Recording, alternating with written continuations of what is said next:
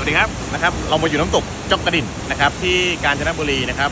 อำเภอทองผาภูมินะครับก็ติดกับหมู่บ้านปีล็อกหรือหมู่บ้านE2นะครับก็เป็นแลนด์มาร์คนะที่มีนักท่องเที่ยวนะครับมาเที่ยวเยอะมากเลยนะครับน้ำใสน้ำตกแรงนะครับก็ถือว่าโอ้โหสวยงามมากนะครับดูนะฮะพื้นน้ำใสอย่างนั้นเลยฮะใสอย่างกับออกสีฟ้าฟ้าทักน้ำเลยนะครับตกทั้งปีนะฮะน้ำตกถือว่าแรงนะครับช่วงนี้ก็จะเป็นหน้าฝนนะครับก็จะมีเจ้าหน้าที่นะครับห้ามลงเล่นน้ำนะครับช่วงนี้นะครับเพราะว่าน้ำมันยังแรงอยู่บางครั้งก็ฝนตกด้านบนนะครับลงมาก็น้ำเปลี่ยนสีก็จะเป็นอาจจะเป็นน้ำป่าไหลหลากได้นะครับก็แนะนำตรงนี้ด้วยนะครับผมสวยงามมากนะครับผมเดี๋ยวเราไปถ่ายรูปต่อกันเลยบ๊ายบาย